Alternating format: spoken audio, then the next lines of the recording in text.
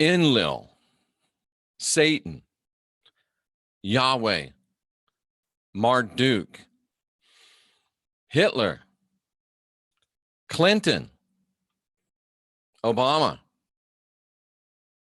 Bundy. Is great evil always accompanied by great, or at least very high, intelligence? I'm Jeffrey Daugherty. Welcome to New Cosmic Knowledge. This is a question, Love Matters, Dolores Stillwagon, that came to me, Kelly Kim, just the other day. And I began to ask myself, and I began to ponder, and I began to think, and I began to consider whether or not, ladies and gentlemen, great evil is always accompanied by Melanie Weiser, WM, Seth 1111, Billy McNally, Thomas, Carol, WM, everybody filing into the chat room. So good to see you. I began to wonder if great evil is always accompanied by great intelligence. And it almost seems that it is, because in order to be a great evil and to be successful in fooling people or subjugating people, it almost requires great intelligence. And if you think about the entities, and you think about the people, and you think about the systems that we've identified, communism, they're the people that Marx, Stalin, Lenin, we could put a lot of people in the same category. Dick Cheney, and we could just continue to add names. John McCain. But at any rate, can you really achieve heights of evil? Can you really do a lot of damage, the amount of damage that it takes to be a truly evil and successfully evil person without great intelligence? And if we even look into fiction, which sometimes, hey, Best Damn Podcast, sometimes fiction, hello, Lou Machado. I don't know if I'm pronouncing your name right.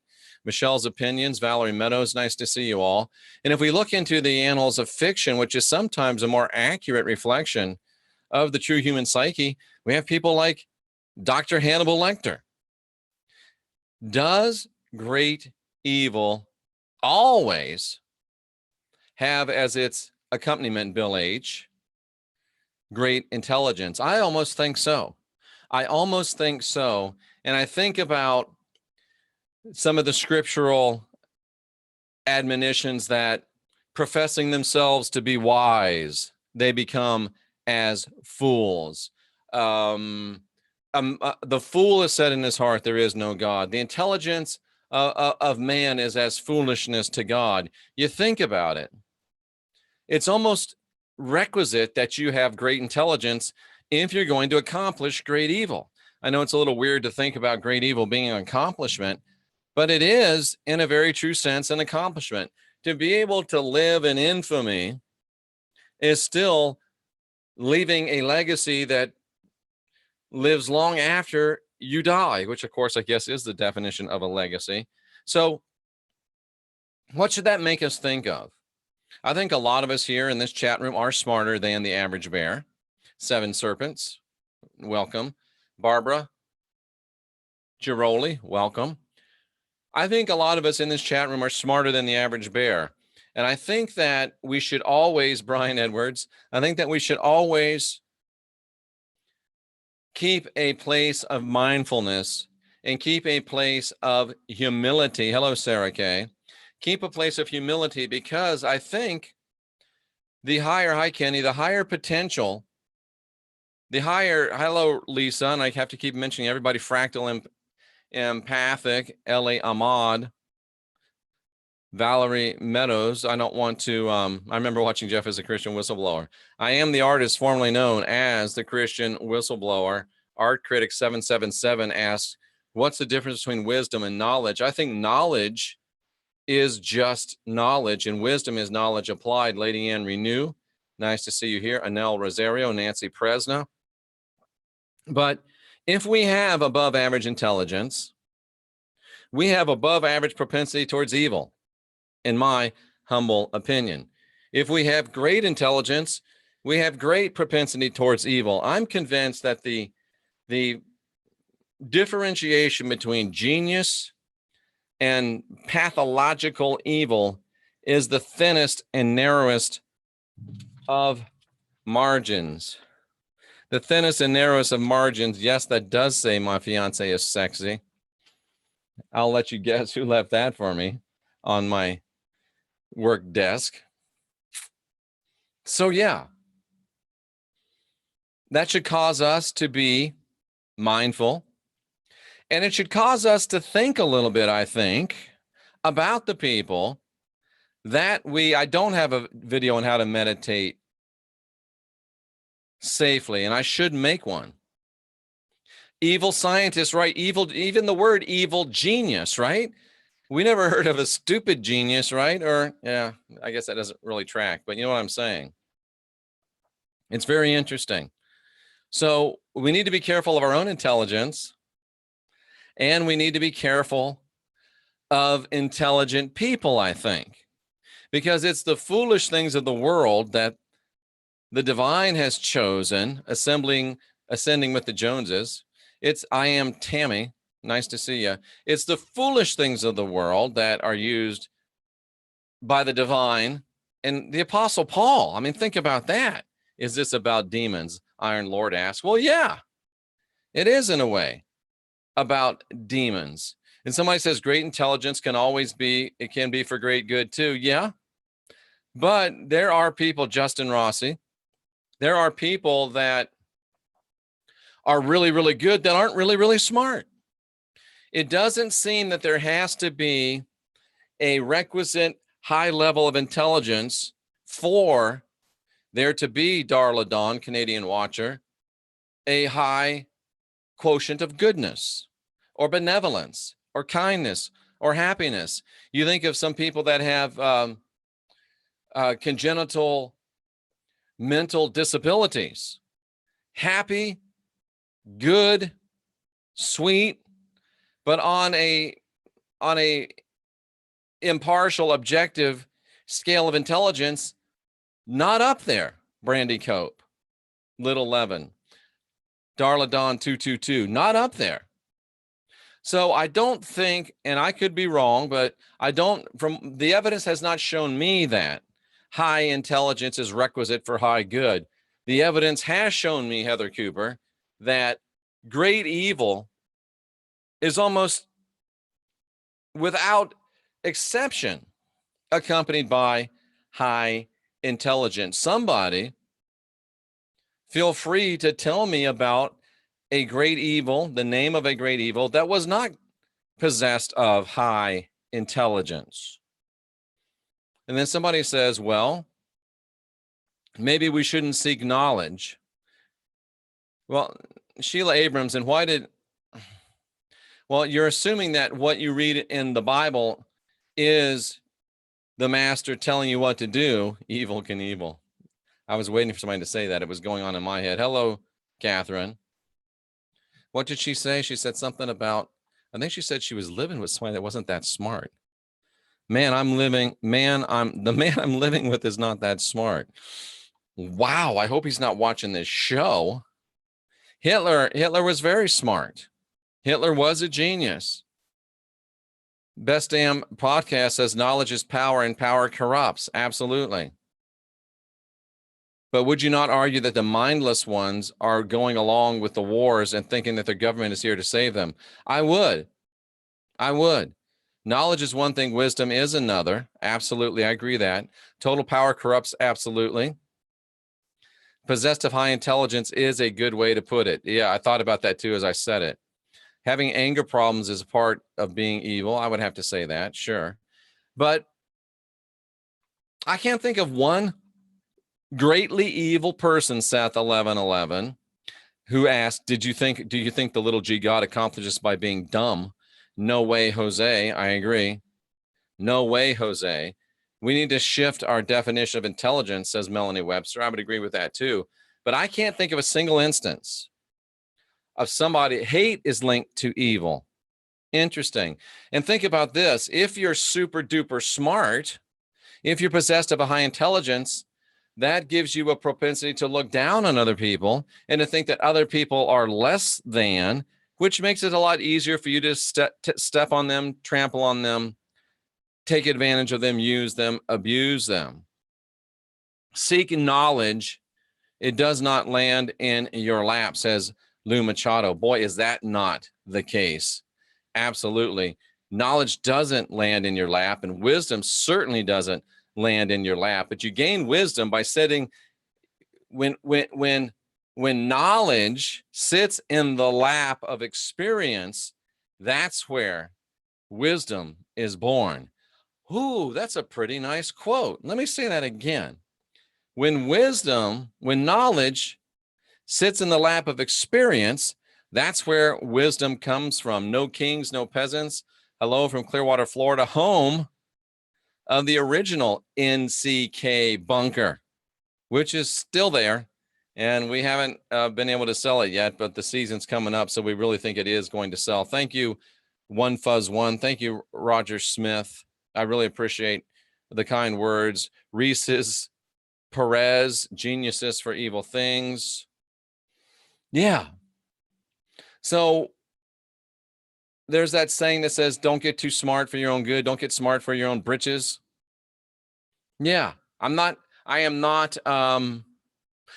advocating ignorance. I'm not advocating idiocracy. Monica Singleton. Do we all have guardian angels at our disposal? I'd say we all got spirits hanging around us. I don't know what you would call them. Evil people seem to have high intellectual intelligence, but low emotional intelligence. That's because they just don't give a damn. They just don't give a damn.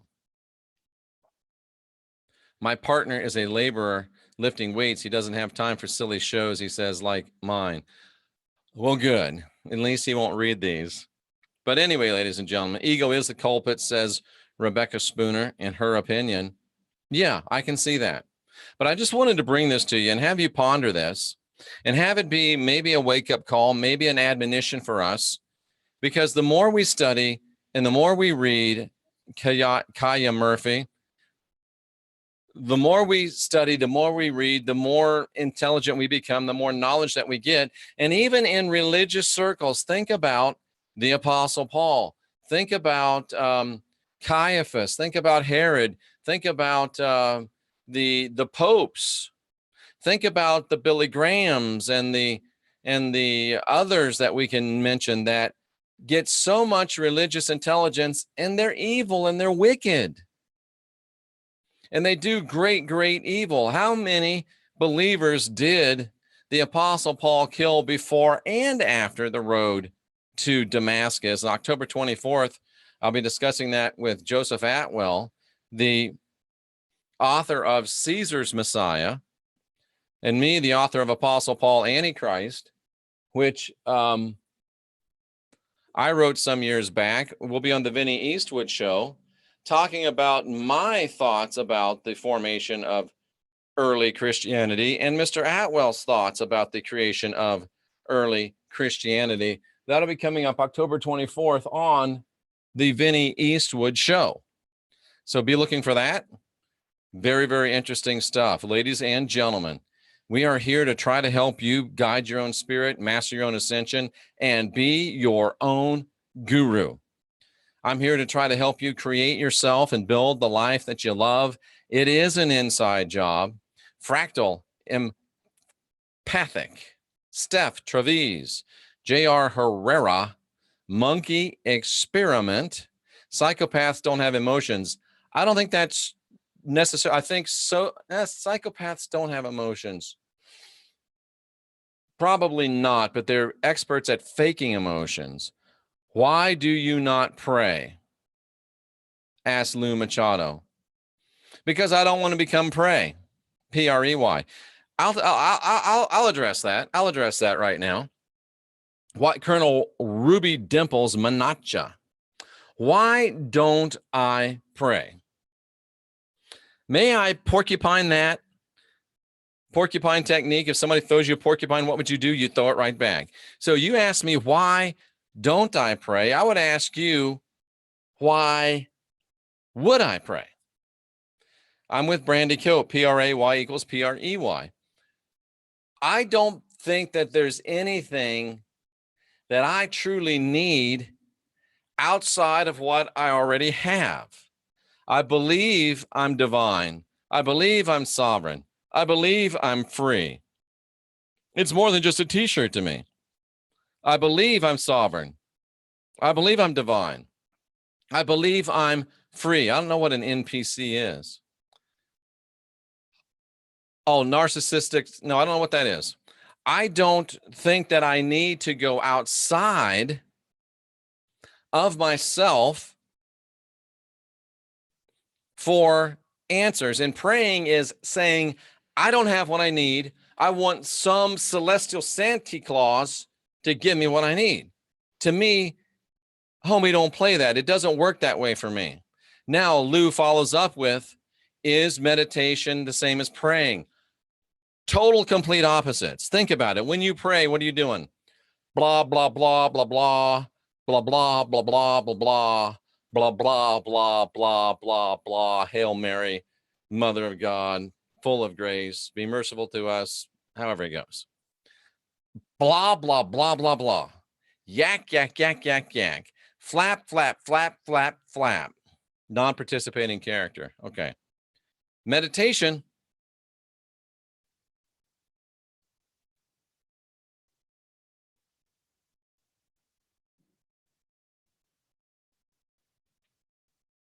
You see the difference?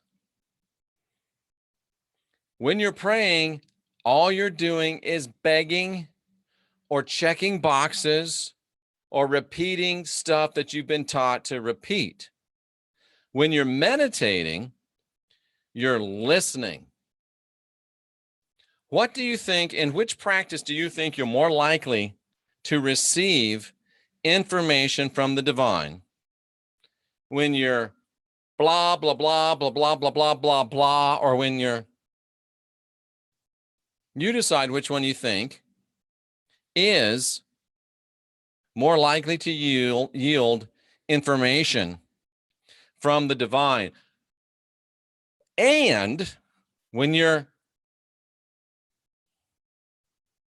have to be listening with ears that hear, because like I shared the other day, if you're in meditation, if you're in prayer, if you're walking down the street and you start hearing voices in your head, they could be a lot of things, but one thing I'm sure it's not is the divine.